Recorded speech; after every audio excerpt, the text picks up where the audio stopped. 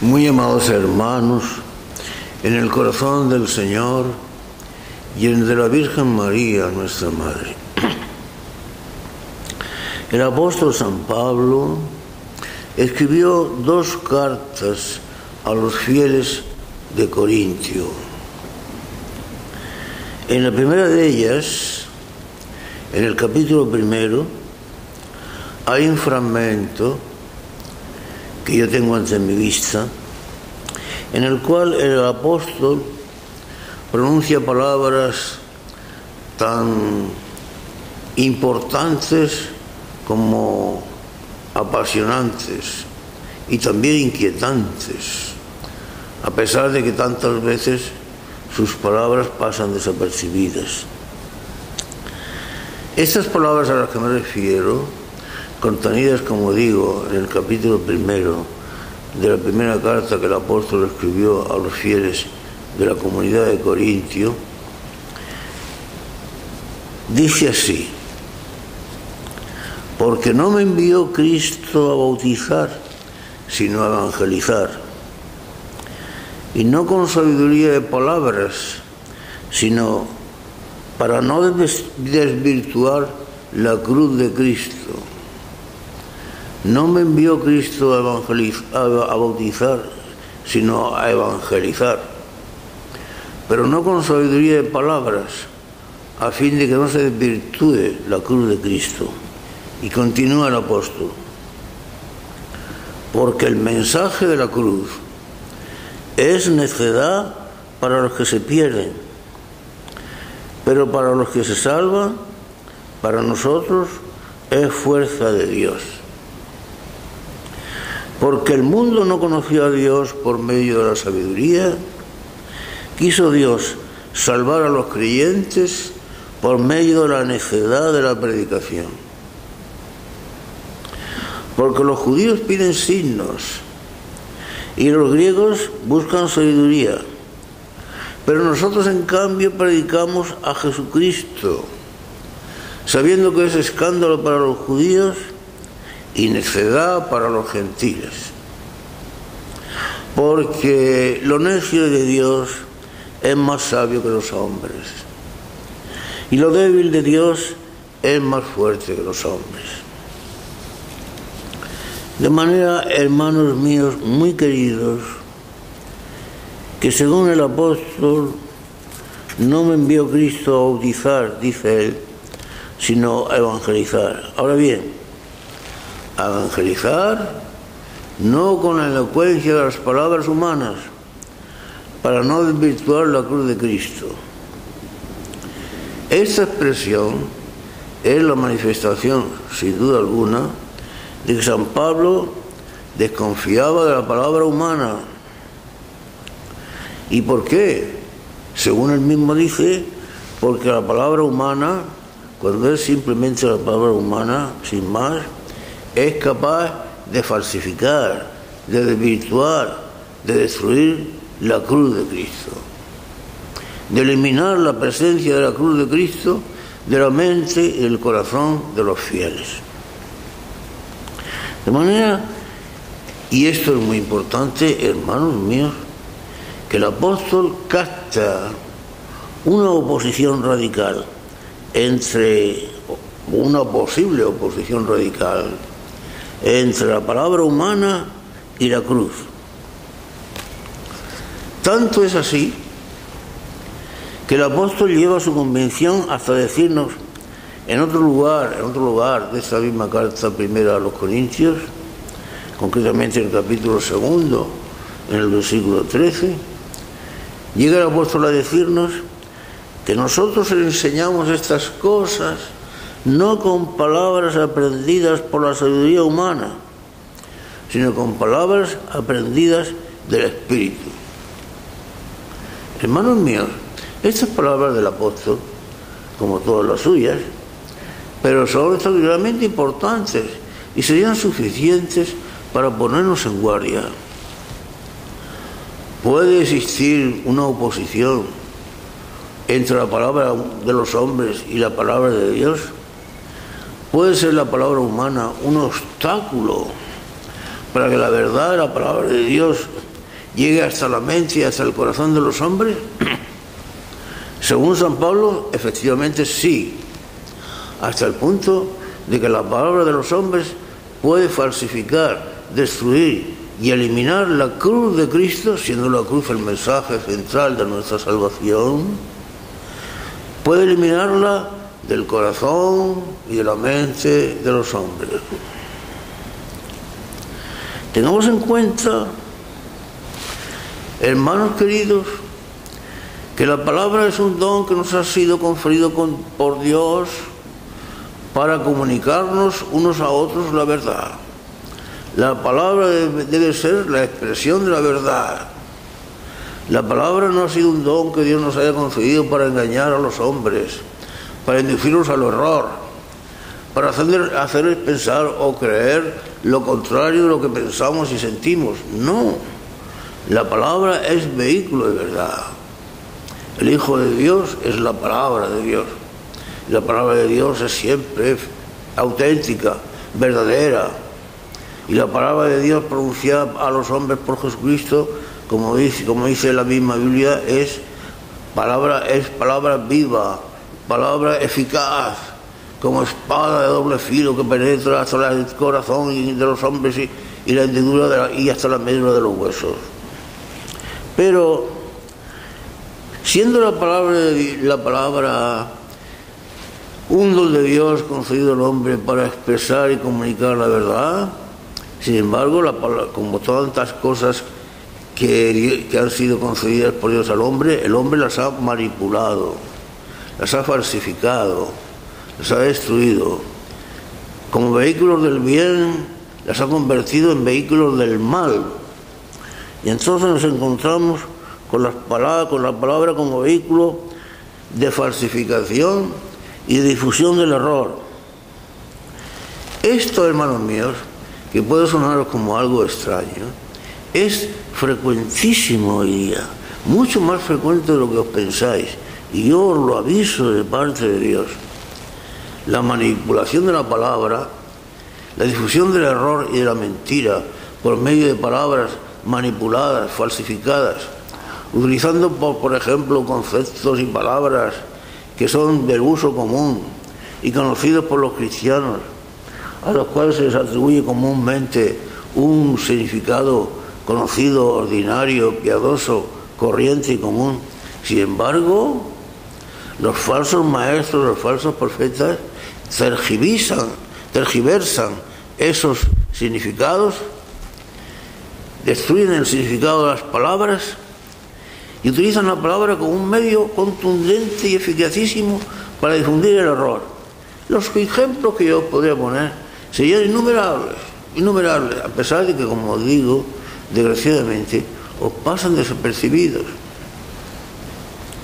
Apenas hace horas, leí en la prensa, en los comunicados oficiales de la prensa, porque Su Santidad el Papa, visitando a Egipto, visitando Alejandría, visitando al Papa Tabados II. El Papa Tabados II, que es el Papa de Alejandría. Bueno, hermanos míos, muy amados, la Iglesia de 20 siglos, la Iglesia de todos los siglos, desde los apóstoles hasta casi nuestros días, jamás llamó al patriarca de Alejandría, jamás le consideró como bajo la condición de Papa. El Papa en la Iglesia, el vicario de Jesucristo, aquel sobre el cual Jesucristo eligió como elemento único para fundamentar su Iglesia como piedra angular, tú eres Pedro y sobre esta piedra edificaré mi Iglesia, es un personaje único. El vicario de Cristo en la tierra es un personaje único, no hay más que un solo Papa, auténtico y legítimo. Ahora nos encontramos que si el Papa de Roma, que si el Papa Tabados II, que si el Papa emérito que sigue viviendo en el Vaticano, que se ha asignado a sí mismo el título de Papa emérito, etcétera, y sigue viviendo como Papa. Y luego, por lo visto, a tantas ciudades como el Papa pueda visitar, pues seguirán surgiendo más papas. Con lo cual, la idea del Papa como fundamento de la Iglesia, como cabeza de la Iglesia, como vicario único de Jesucristo, como representante de la Iglesia con gobierno monárquico, es decir, de una sola persona, tal como la estableció el derecho divino, que es lo mismo que decir el mismísimo Jesucristo. Esa idea queda diluida, queda difuminada, y queda en la mente del pueblo, pues queda la idea subyacente de que pueden existir papas por aquí, por allá, por acullá y por no sé cuántos sitios más. Con lo cual la idea del Papa como vicario único de Jesucristo queda diluida. Es un ejemplo único, un ejemplo entre tantísimos. Podríamos aludir a los documentos del Vaticano II, que los documentos del Concilio Vaticano II contienen muchísimas palabras, frases, conceptos y párrafos de ambigüedad, una ambigüedad pretendida, una ambigüedad, palabras, conceptos, frases y con sentido ambiguo y con doble sentido, para que a través de esa ambigüedad y de ese doble sentido en el futuro se pudieran extraer otras consecuencias distintas y contrarias a la doctrina perenne de la Iglesia. Es una realidad reconocida por los mismos fautores del concilio, no me lo he inventado yo. Los grandes fautores del concilio reconocieron que introdujeron adrede e intencionadamente entre los documentos del concilio multitud de frases, conceptos, palabras de doble sentido, de significado ambiguo, a fin de que luego a través de la doctrina progresista que vendría a continuación pudiera extraer de ella las consecuencias pertinentes, como así ha sucedido a través de tantos años como han transcurrido después del concilio.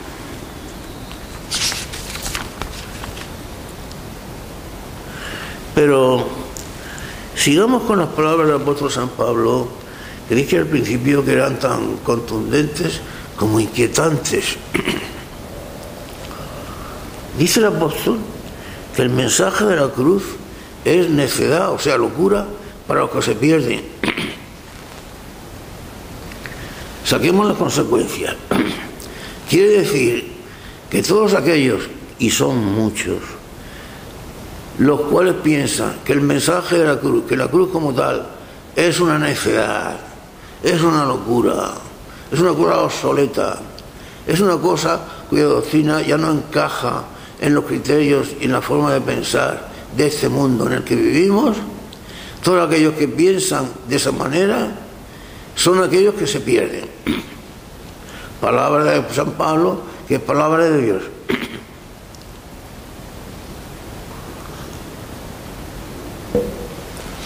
El mensaje de la cruz es necedad, es locura para los que se pierden. De manera que todos aquellos cristianos de una u otra índole que piensen de alguna forma que la cruz como tal es algo de locura o algo obsoleto o algo que no encaja con las ideas de este mundo en el que vivimos, que sepa que tiene sobre sí ya un certificado de condenación. Lo digo con todas las palabras, un certificado de condenación. No son palabras mías. El mensaje de la cruz, como mensaje de la cruz, es locura para los que se pierden. Palabras del apóstol. Con eso nos encontramos que cuando estamos ante una iglesia en la cual la idea de la cruz está ausente, en la cual la idea de la cruz ha sido eliminada, desterrada, difuminada, falsificada y en definitiva destruida, y no hablo por hablar, una iglesia en la cual la desaparición de la idea del sacrificio muerte en la cruz, la idea sacrificial ha sido eliminada. Y en primer lugar, de aquel monumento más importante de culto de la Iglesia, cuál es el de la Santa Misa, en la cual nadie negará que la idea del sacrificio en la misa ha sido de tal forma eliminada, difuminada y manipulada, que prácticamente está ausente.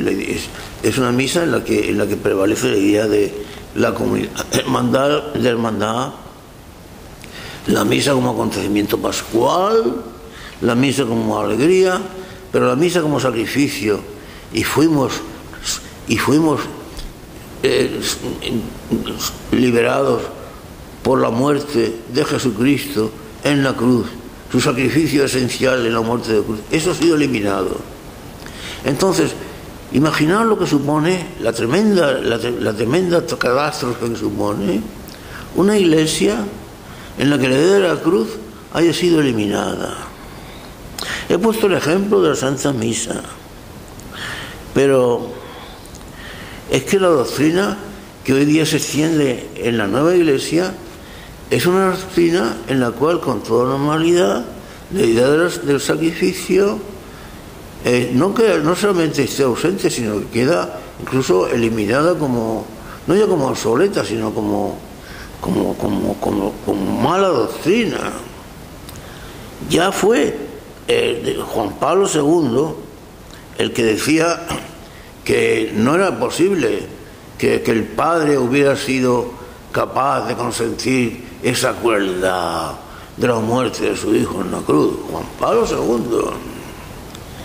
Luego continuado por Cardenal Ranner, luego Papa Benedicto XVI y luego por la doctrina siguiente, y sobre todo llevada a su culminación por el camino neocatecumenal tan extendido en la Iglesia. A mí me sorprende cuando estudio el problema del camino neocatecumenal. Me sorprende extraordinariamente, por ejemplo, cómo el Benedicto XVI estudió minuciosamente los documentos y los procedimientos de evangelización de esta organización tan minuciosamente. Y sin embargo se limitó a dar unas correcciones sobre su liturgia. Pero la cuestión fundamental del dogma, pues quedó intacta. Y tengo la sospecha de que incluso sus correcciones sobre el dogma, sobre la liturgia, también quedaron sin cumplir. Bueno, no estoy completamente seguro, pero sí que lo estoy casi. Pero a mí lo que me sorprende es cómo Benedicto XVI, conocedor de las tremendas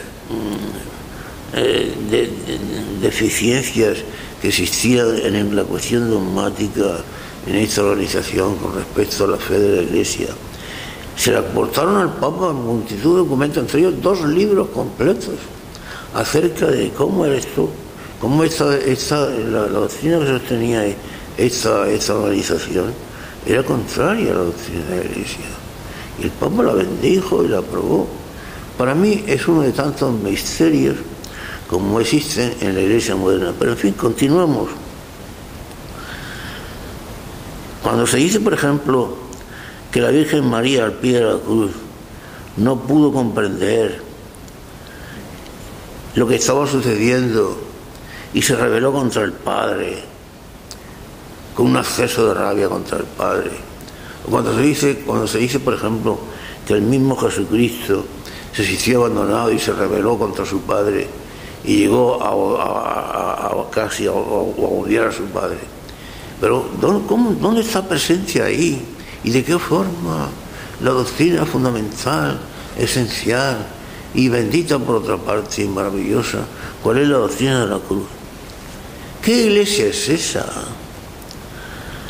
La doctrina de la cruz, el mensaje de la cruz, es perdición, es locura para los que se pierden, dice el apóstol. Cuando, por ejemplo, se nos dice que Jesucristo no nos redimió con su muerte, sino con su simple encarnación, que por el hecho de encarnarse y hacerse hombre, ya todos los hombres que venimos a este mundo y adquirimos la naturaleza humana como Cristo la adquirió, pues estamos ya salvados. Doctrina formulada también por Juan Pablo II, después por el Papa Benedicto XVI, seguido también por el camino catecumenal, etcétera. Y yo me pregunto, ¿dónde está aquí la doctrina de la cruz? Pero si la doctrina de la cruz, según el apóstol, es locura, pero para los que se pierden, y salvación y fuerza para los que se salvan. Entonces, si tomamos en cuenta las palabras de la Biblia, que es la palabra de Dios, hermanos míos, que como tantas veces yo he repetido insistentemente, habríamos de acudir a ella con más fidelidad y con más confianza que a las palabras de los falsos profetas, de los falsos maestros. ¿Cómo es posible que la doctrina de un hombre, sea quien sea, tan listo como sea, tan culto como sea, y ocupe el cargo que sea, pueda ser superior y pueda admitir más confianza que la palabra de Dios?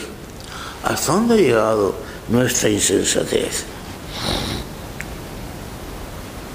Claro, cuando nos encontramos con una iglesia en la que se intenta sustituir la ética cristiana de la negación y de la vida estrecha, fundamental en la doctrina de la fe cristiana, ancha es la vía que conduce a la perdición y son muchos los que caminan por ella, y en cambio estrecha, abrupta y empinada es el camino de la vida, y son muy pocos los que caminan por ella. Palabras de Jesús el Señor. Pues cuando se intenta sustituir la ética cristiana de la negación de sí mismo, el que quiera venir conmigo, que se niegue a sí mismo y que me siga, por una ética fácil, una ética cómoda, una ética en la que cada uno es dueño de sí mismo y definidor de sí mismo.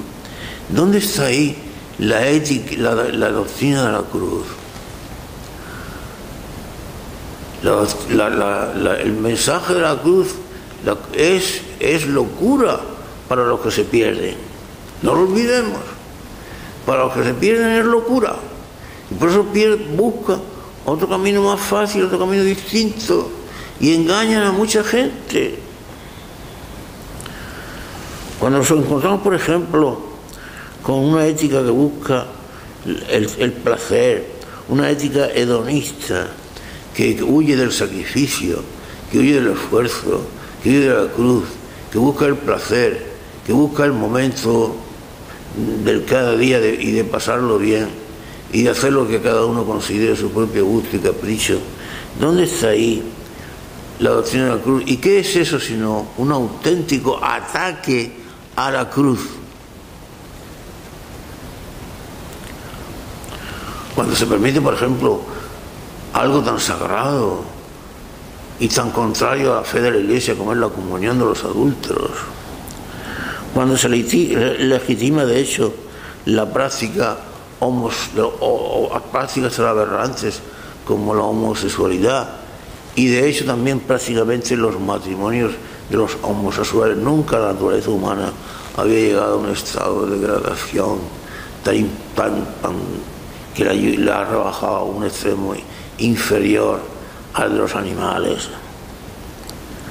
Cuando se permite incluso el llamado matrimonio de los homosexuales y se legitima de hecho, cuando la Iglesia ha llegado a consentir incluso la práctica del divorcio, olvidando el precepto divino maravilloso y sublime por otra parte de la indisolubilidad del matrimonio cristiano, garantía eficaz de la fecundidad, de la perennidad, de la verdad y de la autenticidad, del amor eterno prometido por un hombre a una mujer y una mujer a un hombre. Garantía a su vez en ese amor eterno de la felicidad de ambos en esta tierra, en medio de sufrimiento y de lo que fuere, pero felicidad al fin y al cabo, preludio a la felicidad del cielo. Y eso ha sido eliminado con la eliminación y la práctica del divorcio. En definitiva, cuando nos encontramos con este ataque a la cruz, Nos encontramos entonces con las palabras de San Pablo, en las que dice: el mensaje de la cruz es una locura para los que se pierden. Entonces, si esta gente, si tanta gente, incluso cristianos, consideran que la cruz es una locura, o al menos una locura, una doctrina obsoleta, o una doctrina que no tiene aplicación en el momento en que vivimos, en el mundo en el que estamos insertos, ¿acaso eso no es un ataque a la cruz y un dejar de considerar las palabras de San Pablo tan ciertas, por otra parte, y tan impactantes y tan inquietantes, de que todos los que consideran que el mensaje de la cruz es una necedad, es una locura, son aquellos que se pierden? Y sigue diciendo el apóstol en el fragmento que hemos leído antes del capítulo 1 de la carta que él escribió a los Corintios, cuando dice: porque el mundo no conoció a Dios por medio de la sabiduría, quiso Dios salvar a los creyentes por medio de la locura de la predicación. Porque el mundo no conoció a Dios por medio de la sabiduría, quiso Dios salvar a los creyentes por medio de la locura de la predicación. Palabras aún más inquietantes, hermano. En primer lugar, primera observación, hemos de tener en cuenta que San Pablo dice que la intención de Dios de salvar a los creyentes es por medio de la locura de la predicación. A los creyentes, y no a los no creyentes.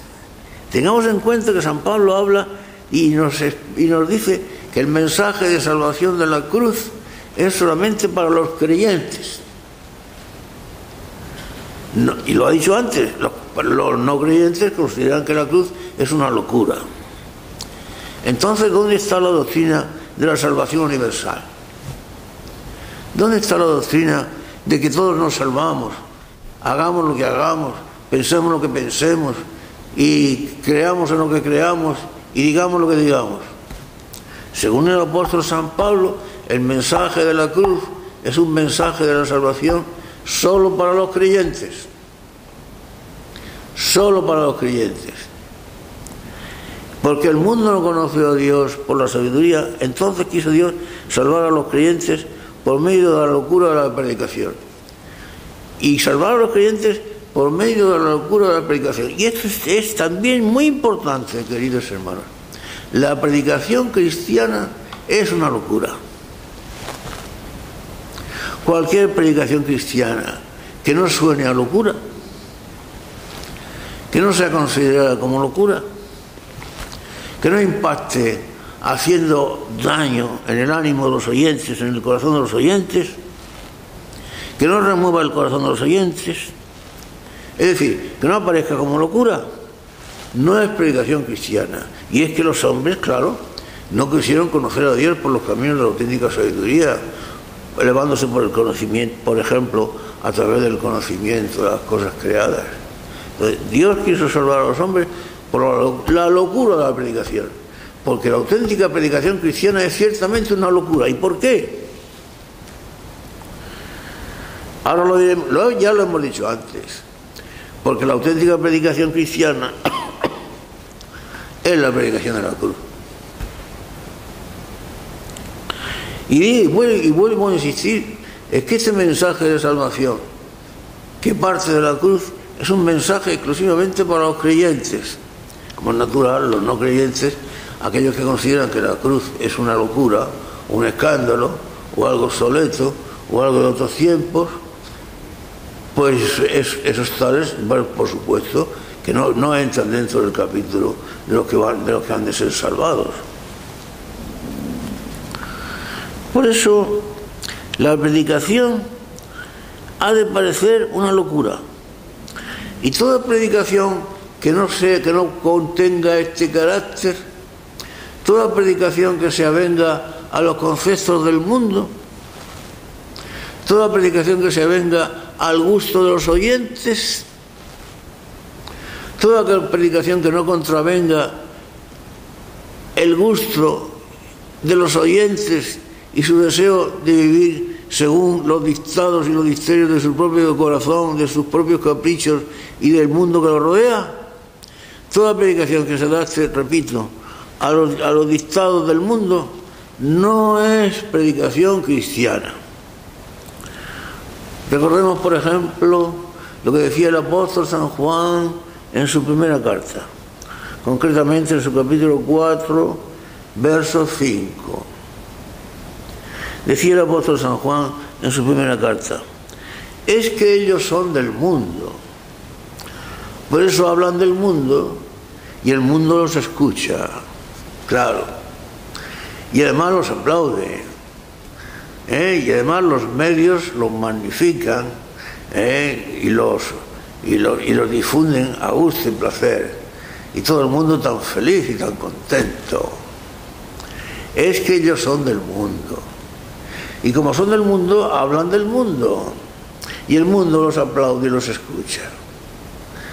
San Juan lo dijo hace tantos siglos, y dicho está. Y veamos si esas palabras no tienen profunda actualidad. Claro, la predicación moderna ha de ser y ha de adaptarse a lo que el mundo espera y desea oír. Por ejemplo, la libertad de conciencia. El hombre es autónomo, no heterónomo, no depende de normas y de leyes externas.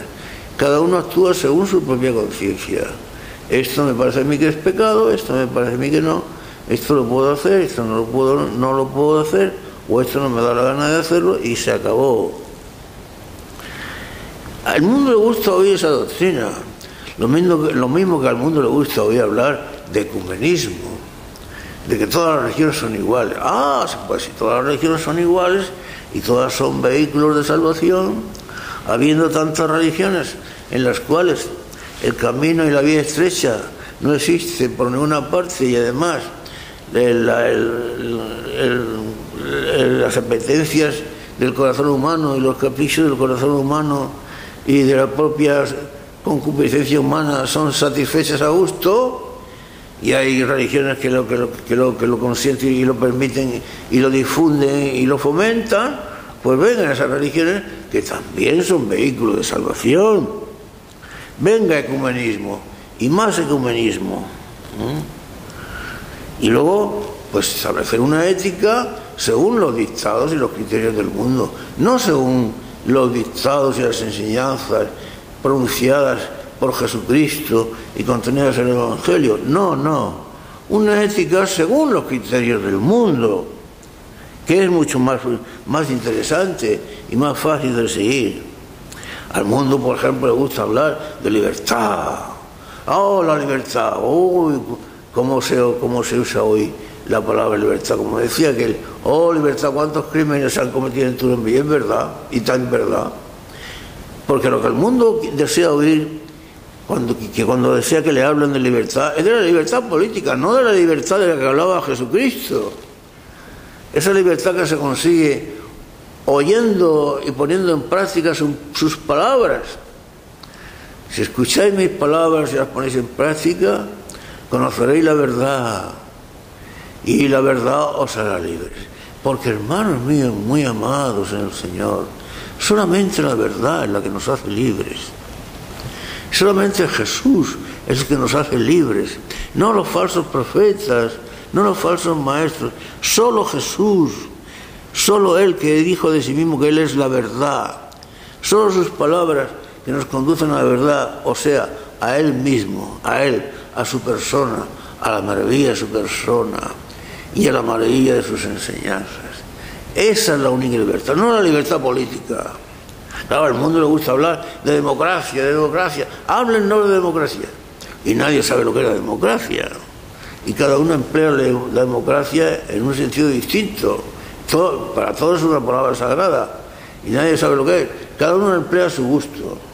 Lo mismo la democracia sirve para un partido radicalmente comunista, que para un partido extremista de derechas, que para un partido que llaman de centro, yo me río de esas cosas de los partidos de centro izquierda, de centro derecha. Siempre me he preguntado, ¿qué diferencia habrá entre un partido de centro izquierda y de centro derecha, aparte del cachondeo de palabras y del engaño a los bobos? Pero en fin, así, en ese mundo vivimos. La democracia. Luego, eliminación de la moral. ¿Qué es eso de moral? La moral es la conciencia de cada uno. Como ahora existe la libertad de expresión, la libertad de conciencia, y no se puede coaccionar a nadie, libertad de expresión, libertad de conciencia. Para la izquierda, la derecha no.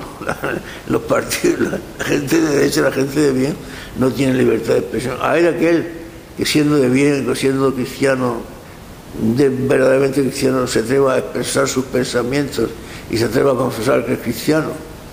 El que diga que es homosexual será aplaudido. O el que diga que es una mujer que diga que es lesbiana será aplaudido. O el que diga que es marxista, o el que diga que es no sé qué, menos cristiano. Como diga que es cristiano, será perseguido, despreciado, humillado y cualquier cosa más que le puede suceder.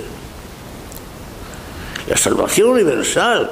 Pues si todos nos vamos a salvar, pues ya no es necesario ni siquiera el bautismo. Si por el hecho de ser hombre nos salvamos, pues viva. Luego el materialismo, aceptar todas aquellas doctrinas que prescinden de Dios. El evolucionismo. Yo cuando veo las doctrinas gnósticas y evolucionistas de Teilhard de Chardin en manos, por ejemplo, del cardenal Ratzinger, luego Benedicto XVI, después otra vez cardenal Ratzinger, etcétera, y luego sus sucesores y antecesores, el gnóstico y panteísta y jesuita apóstata Teilhard de Chardin, que yo he conocido bien desde el seminario, ya hace tantos años, su doctrina sigue hoy vigente en esa iglesia modernista, dentro de la cual hoy estamos viviendo y en la cual, hermanos míos queridos, tantos de vosotros no os dais cuenta. Este pobre cura será un cura pecador, en lo que queréis vosotros, ciertamente, pero un cura que os habla de corazón y que sabe lo que se dice y que desea conduciros a la verdad, hacerme caso o no hacerme caso, pero los resultados serán para vosotros. Yo hablo de corazón y os hablo con cariño, y esta es la verdad, porque la conozco profundamente, hermanos queridos. Así en esas condiciones nos encontramos. Pero San Pablo, porque el Evangelio de hoy habla del buen pastor, el Evangelio de la misa es según el rito romano antiguo, habla del buen pastor, pues habrá que hacer alguna alusión de San Pablo al buen pastor, y San Pablo precisamente era el prototipo del buen pastor, ¿cómo no? Y en este mismo fragmento que acabamos de leer de la primera carta a los Corintios, en el capítulo primero, que hemos leído de cabecera, dice el apóstol, también palabras impactantes e inquietantes, dice: yo, aunque sé que unos piden milagros y otros piden sabiduría y otros piden lo que sea, yo predico a Cristo, y además a Cristo crucificado, sabiendo muy bien que es escándalo para unos y locura para otros. Como diciendo, me importa poco lo que pidan, lo que exijan, lo que piensen, lo que dejen de pensar, o lo que esperen o esperen de esperar. Yo predico a Cristo y a Cristo crucificado. Hermanos queridos, muy amados, imaginaos hoy día en la situación en que se encuentra la Iglesia, en la situación en que nos encontramos todos, que se hiciera un auténtico y buen pastor. Yo pienso, por ejemplo, en San Atanasio, en el siglo V, en los tiempos de la herejía arriana, en la que toda la Iglesia se inficionó de la herejía arriana, y el arzobispo San Atanasio se erigía en defensor del auténtico cristianismo, del auténtico catolicismo, y fue condenado y encarcelado varias veces, y casi le cuesta la vida, pero él fue el que acabó con la herejía arriana, o al menos fue un martirio fundamental en la destrucción de la herejía arriana. O como hoy día nos haría falta algún San Atanasio que se levantara y que dijera: pues yo, piense el pueblo lo que piense, espere el pueblo lo que espere, se difunda en la nueva iglesia, en la llamada nueva iglesia, la doctrina que se difunda, y digan lo que quieran los falsos pastores, yo voy a predicar a Cristo, y además a Cristo crucificado, aunque sea escándalo para unos y locura para otros.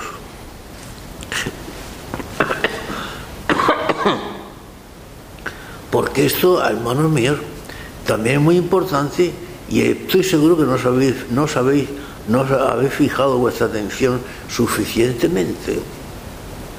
Cuando dice el apóstol que va a predicar a Cristo, pase lo que pase y piense la gente lo que piense, dice que él va a predicar a Cristo, pero además crucificado en la cruz. O sea, en ese momento en el que Cristo se encuentra clavado en la cruz al final de su existencia, un momento en el cual parece que toda victoria se ha convertido en fracaso, en derrota, en final y en la nada. En realidad era auténtica victoria, pero una victoria la de Cristo en la cruz bajo una apariencia de fracaso, de derrota, de final y de nada, de acabamiento en la nada. Una demostración más, hermanos míos queridos, de que el cristianismo no es triunfalista. Sospechemos de los cristianismos triunfalistas, sospechemos de los aplausos de las multitudes. Aquellas multitudes que aclamaban a Cristo a los pocos días, en el Domingo de Ramos, a los pocos días lo condenaban y pedían su muerte el Viernes Santo y pedían que lo condujeran a la cruz. Desconfiemos de los cristianismos triunfalistas, desconfiemos de las multitudes aparatosas, de los aplausos, de los medios de comunicación aplaudiendo, difundiendo y entusiasmándose de tales o de cuales palabras o de tales o cuales afirmaciones. Desconfiemos. El cristianismo es un cristianismo de cruz, de Cristo crucificado. La victoria de Jesucristo, que fue realmente victoria, tuvo lugar bajo una apariencia de fracaso, de derrota, de final y de acabamiento en la nada. Algunos dirán: pero padre, según sus palabras de usted, entonces el cristianismo es todo sufrimiento, el cristianismo es dolor, el sufrimiento es fracaso, el sufrimiento es acabamiento en la nada. Esta es la insignia del cristianismo, esta es la bandera del cristianismo, esto es lo que nos espera a los seguidores, a los auténticos seguidores de Jesucristo. Bueno, ante todo de esto habría que empecemos diciendo lo siguiente: acusar al cristianismo de que el cristianismo sería la doctrina del fracaso, del sufrimiento, del dolor, del acabamiento de la nada y del desprecio del mundo y del desprecio de las gentes y del desprecio de la historia. Pero vamos a ver, hermanos, ¿pero qué es hoy? Fijemos nuestra atención, seamos objetivos y realistas. ¿Qué es hoy día el mundo? ¿Qué es hoy día el mundo? Si el cristianismo fuera dolor, sufrimiento y fracaso, ¿qué es hoy día el mundo? El mundo, la doctrina que impera en el mundo, el ambiente que existe en el mundo, las ideologías que existen en el mundo, todas van a lo mismo. Todas acaban en el sepulcro y en la nada. No tienen otro final. El sepulcro y la nada. No esperan otra cosa a los paganos. El sepulcro y la nada. No pueden tener otra esperanza. Y si miramos al mundo de hoy, por un lado y por otro, seamos objetivos. Todo es sufrimiento por toda una parte y por otra. Todos son fracasos por una parte y por otra. Todos son guerras por una parte y por otra. Todos son movimientos masivos de migración. Inmigración o de migración. Países que emigran, países que sufren la inmigración, millones de personas que se mueven de un lado para otro, inestabilidad, guerras, sufrimiento, intranquilidad. ¿Es así o no es así, hermanos míos queridos, el mundo de hoy? ¿Y qué puede esperar el mundo de hoy? Pues eso no puede esperar otra cosa más que el final, el sepulcro, la muerte, el sufrimiento y la nada. Pero ¿qué son hoy día, por ejemplo, tantos matrimonios como existen en el mundo y en la misma iglesia de Dios? Matrimonios deshechos, matrimonios divorciados, matrimonios que podrían haber sido felices y que ahora son desgraciados. Si vemos hoy día, por ejemplo, en España o en cualquier país del mundo, el índice de matrimonios auténticos que viven felices, han quedado reducido ese tal índice a la mínima expresión.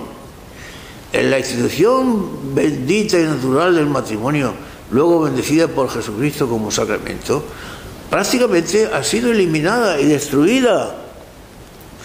Familias deshechas, familias destruidas, padres sin amor de hijos, hijos sin amor y sin cuidado de padres, hijos sin educar, padres sin preocuparse de los hijos, odio de familias.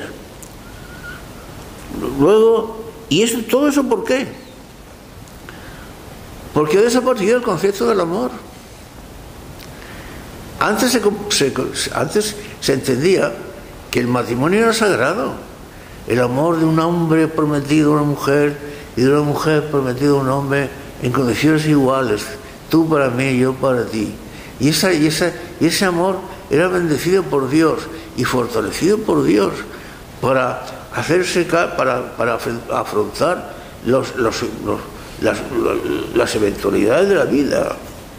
Y eran felices y tenían familias y tenían hijos, a veces familias numerosas.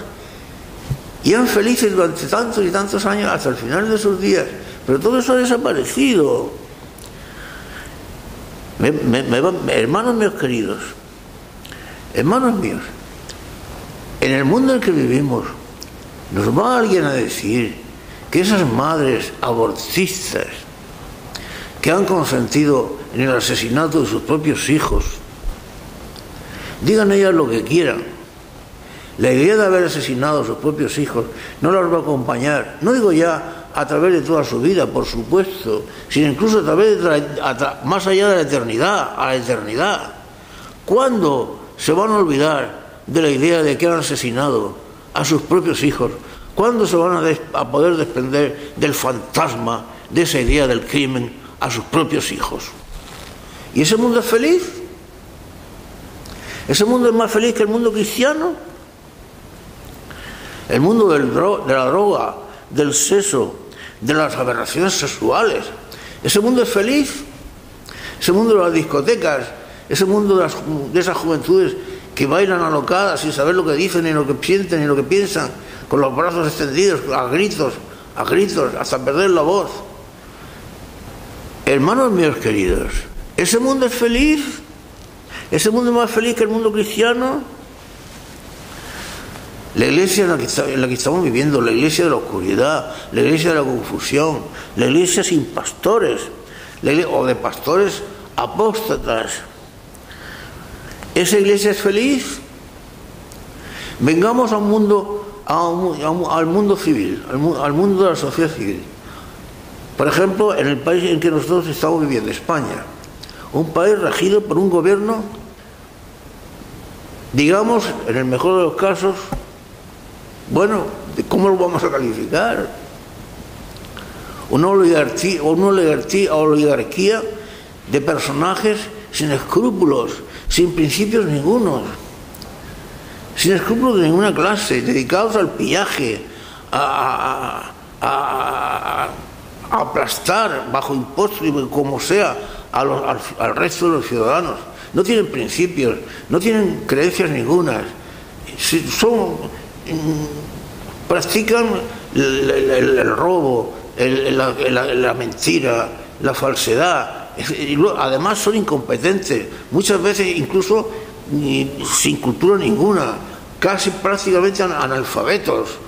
Y mostrando en su conducta y en sus palabras y en todo su ser una incompetencia y una brutalidad y una ausencia de estética, de principios espirituales, incluso de cultura de toda clase, y España gobernada por esa gentuza, y las grandes ciudades españolas gobernadas por esa gentuza. Y ahora me pregunto yo, y os pregunto a vosotros de todo corazón, hermanos míos queridos, esas ciudades o ese país como es el nuestro, ¿son felices?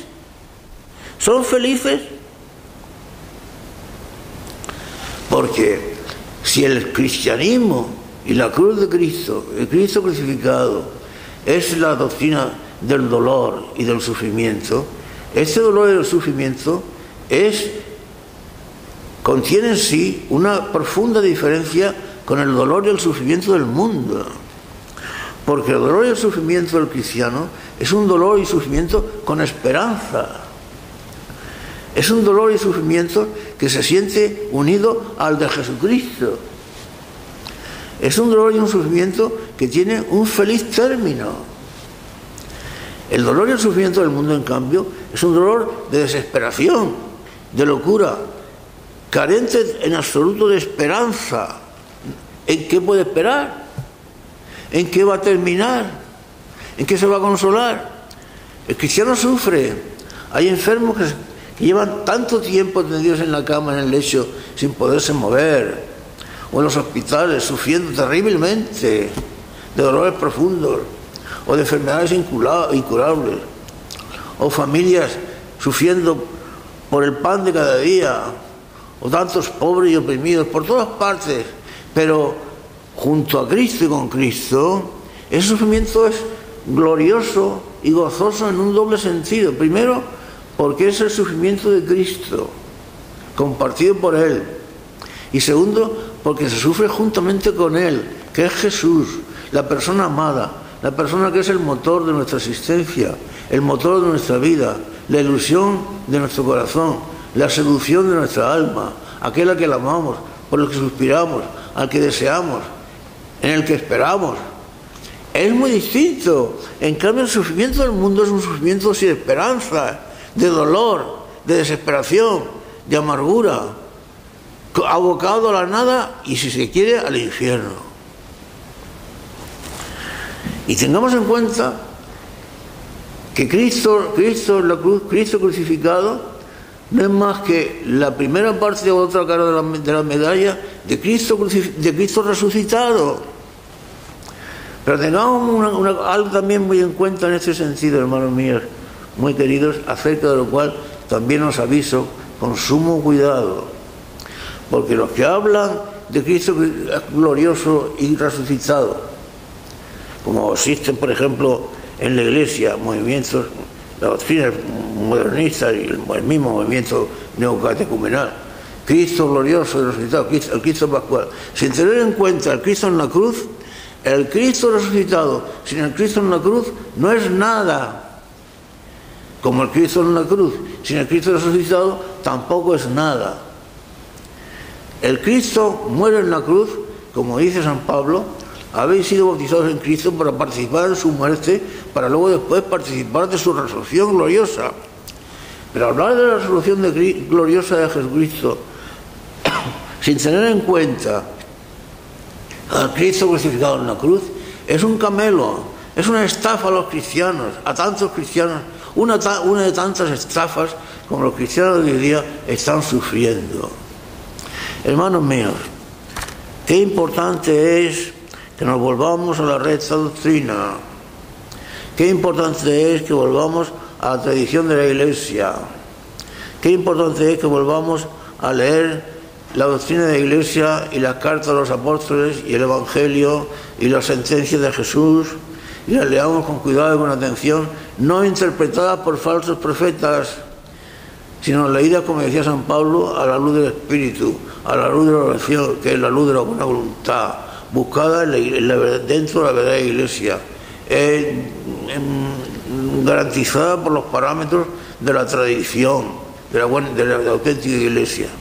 es absolutamente necesario. Y como decíamos antes, en este mundo de confusión en el que estamos viviendo, qué importante sería que surgiera un nuevo San Atanasio, o mejor, un nuevo San Pablo, que dijera, pues piensen lo que piensen, o digan lo que digan, o establezcan lo que establezcan, yo voy a predicar solamente a Cristo y a Cristo crucificado.